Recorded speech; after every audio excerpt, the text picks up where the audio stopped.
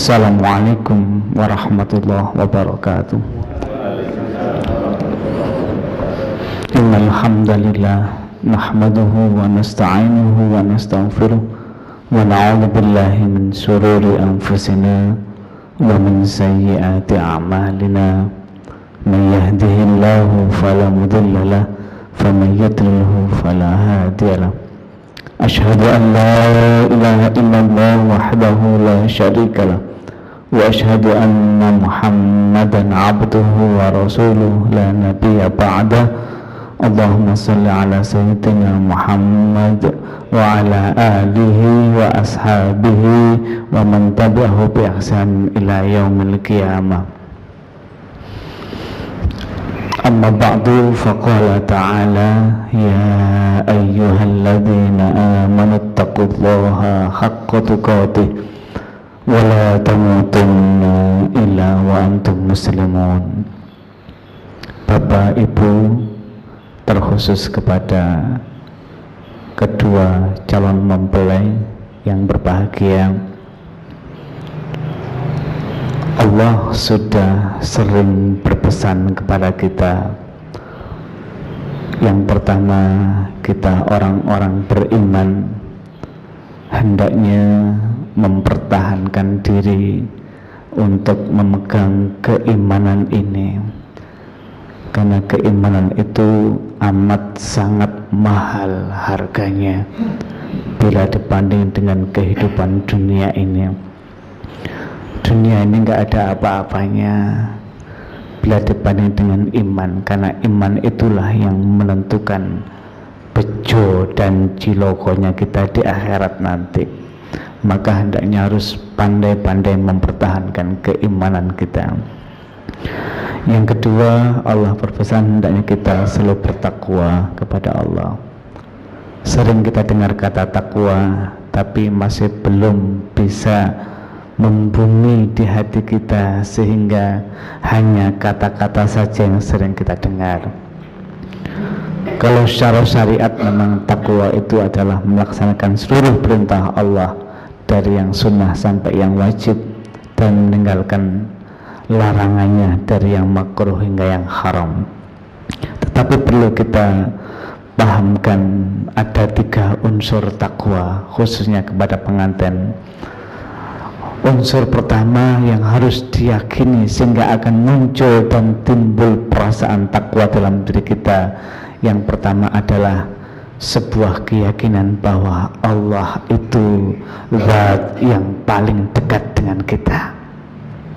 Mas Andre, Allah itu adalah zat yang paling dekat dengan kita, sehingga ada yang mengatakan innallaha ma'ana, sesungguhnya Allah itu selalu bersama kita. Kebersamaan Allah dengan kita itu seperti ikan dengan air, tidak ada batas. Ikan bisa menari karena air, ikan bisa hidup karena air, ikan bisa segala-galanya karena air. Tapi kadang-kadang ikan tidak merasa kalau dia hidup dalam air, saking dekatnya ikan dengan air. Bahkan sebuah ayat yang mengatakan wa nahnu aqrabu ilaihi min hablil warid, dan aku, kata Allah, lebih dekat kepadanya, kepada manusia, daripada urat nadi yang ada di leher ini. Urat nadi itu di dalam diri manusia, bukan di luarnya.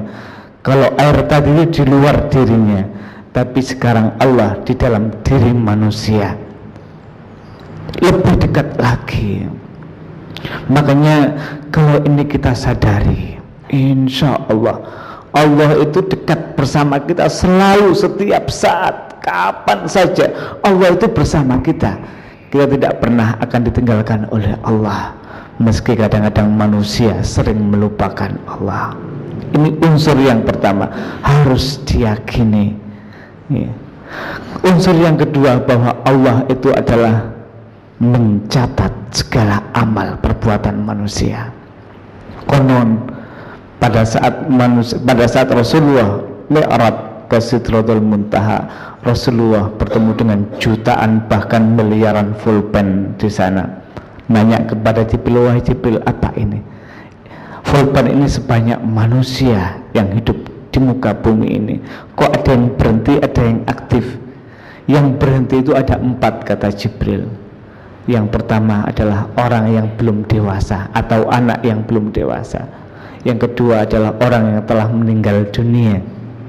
Yang ketiga adalah orang yang tidur. Dan yang keempat adalah orang yang abnormal atau gila. Volbannya, amal baik buruknya tidak bergerak, tidak mencatat amal baik buruk. Maka kita kalau nggak hati-hati, sebaiknya kita menjadi orang gila ya, kalau hidup kita nggak hati-hati.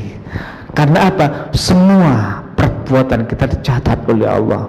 Ada komputer, ada shooting yang lebih canggih daripada shooting kita di dunia ya. Itu harus diyakini bahwa segala macam amal. Sallallahu alaihi wasallam, "Idza tazawwajal 'abdu faqad hasana satra dinihi falyattaqillaha fi satril baqi."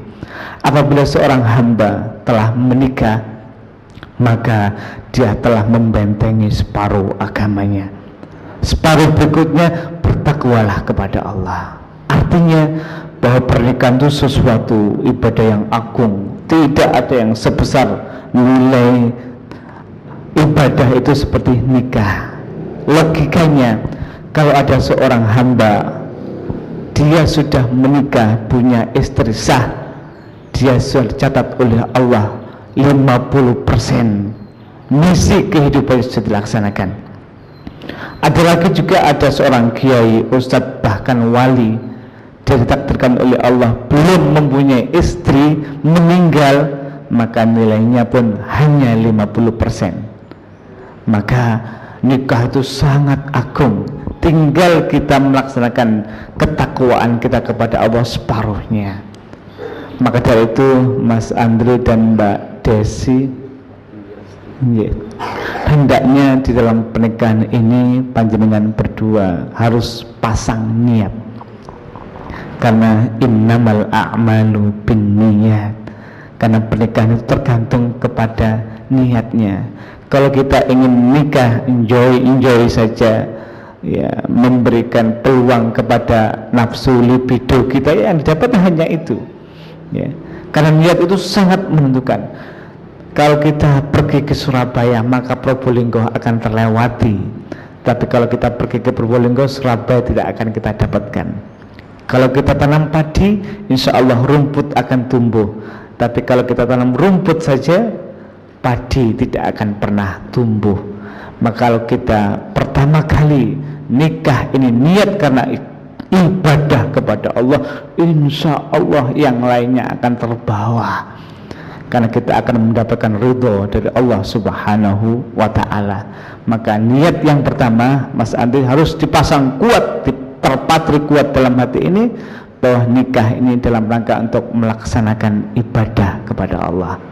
Misi yang jelas ya, misi yang jelas. Apapun yang dilakukan dalam sebuah keluarga, apabila diniati karena ibadah, insya Allah semuanya berpahala. Nangis yang sebelumnya maksiat akan bernilai ibadah. Itu pernikahan.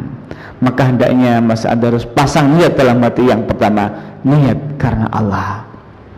Yang kedua, hendaknya niatan yang kedua dipasang dalam hati ini untuk mengikuti sunnah Rasulullah SAW. Kita sering ya, melakukan sunnah Rasulullah. Dalam pernikahan pun kita harus mengikuti ala Rasulullah dengan keluarganya.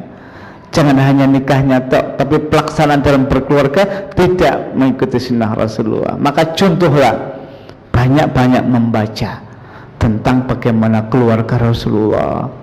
Rasulullah itu enggak punya apa-apa, tetapi beliau punya nilai baiti jannati, rumahku adalah surgaku. Sehingga Allah mengatakan wa ashiruhunna bil ma'ruf, maka pergaulah istrimu dengan ma'ruf. Ma'ruf itu adalah latar belakangnya, backgroundnya adalah psikologis. Mas Andri harus mampu memahami istrinya nanti, bukan dengan hanya emosi, bukan hanya dengan perasaan, tapi secara kejiwaan. Kata Rasulullah, wanita itu seperti tulang rusuk kalau dibiarkan dia tetap bengkok, tapi kalau dikerasi dia akan patah. Maka Mas Andri sebagai seorang suami, qawwamuna 'alan nisa, sebagai pemimpin harus pandai-pandai untuk bisa membina istri dan selanjutnya. Untuk itu harus mencontoh Rasulullah. Dan yang ketiga, Mas Andri, menikah diniati untuk membentengi diri agar tidak berzina. Sekarang pintu zina itu dibuka lebar-lebar, di mana-mana ada perzinaan itu. Biasanya orang yang berani zina itu kadang-kadang yang sudah menikah, kan sudah pernah merasakan dan merasakan. Kalau dalam dunia Nasoro Kristen, kalau sudah akad nikah semacam ini, itu sudah tanda tangan. Wahai Kang Mas, aku jadi istrimu selama aku di rumah. Di luar rumah aku punya hak tersendiri. Zina pun boleh kalau di barat, tantangani oleh suami. Begitu juga suaminya, wahai istriku, aku menjadi suami kalau aku di rumah saja, di luar rumah aku bebas. Ditantangani oleh istrinya. Itu di barat. Islam tidak. Islam mempertahankan pintu zina tutup rapat-rapat, tetapi diperbolehkan untuk poligami. Maka Mbak Desi harus siap kalau Mas Andi nanti punya istri 2, 3 misalnya.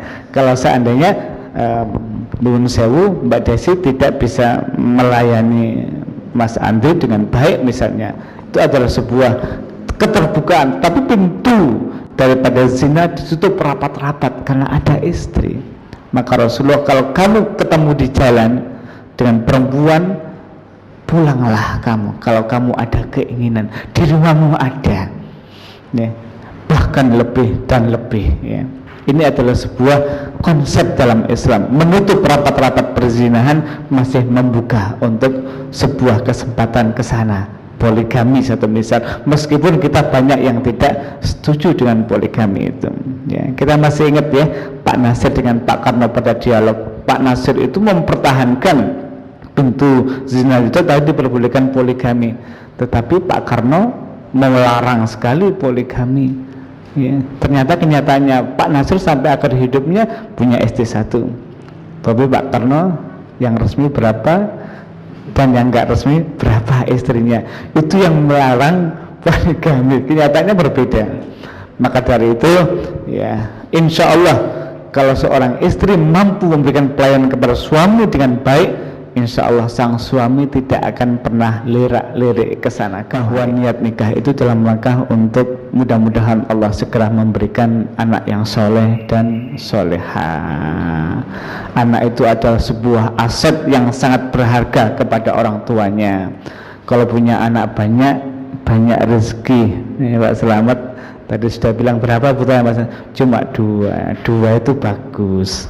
Kalau 3 lebih bagus, kalau 4 istimewa, kalau 5 lebih istimewa, dan seterusnya. Soalnya begitu konsepnya.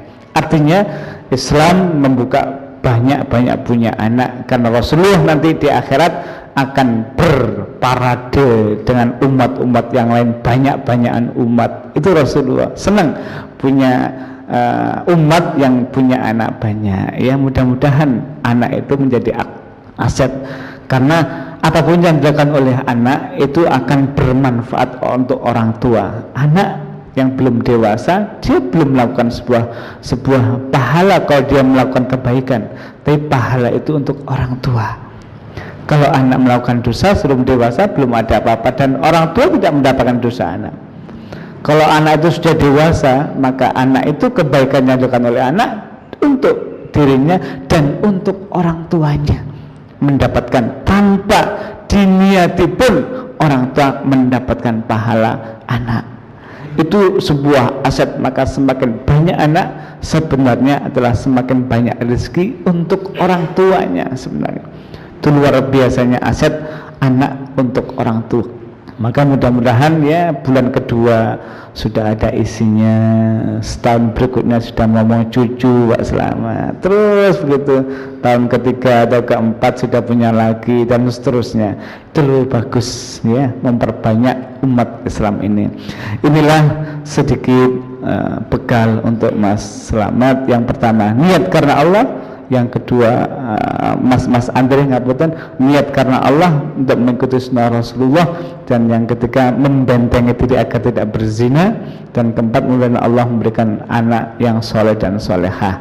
Dan terakhir, nikah itu awalnya manis Mas Andre, tengah-tengahnya sepet, kalau sudah sepuh pahit. Itu pernikahan. Maka pada saat manis masih muda ya, diwat-watlah kemanisan, mawaddahnya itu diwat-wat. Kalau sudah punya anak 5, 6 sudah mulai kerasa seperti Pak Slamet ini sekarang. Kalau sudah sepuh ya, seperti tidak ada yang sepuh di sini, sudah pahit, sudah melihat istri itu nggak ada geremnya sudah. Ya, itulah Allah akan memberikan rahmatnya, sayang, kasih sayangnya kepada orang-orang yang sudah sepuh. Mudah-mudahan Allah Subhanahu wa ta'ala memberkati pernikahan ini. Amin, amin ya rabbal alamin. Mari Bapak Ibu sekalian, kita memperbaharui iman dengan membaca syahadat 1 kali dan istighfar 3 kali. Astaghfirullahaladzim, astaghfirullahaladzim, astaghfirullahaladzim, alladzi la ilaha illa huwal hayyul qayyum wa atubu ilaih. Asyhadu an la ilaha illallah wa asyhadu anna Muhammadar Rasulullah sallallahu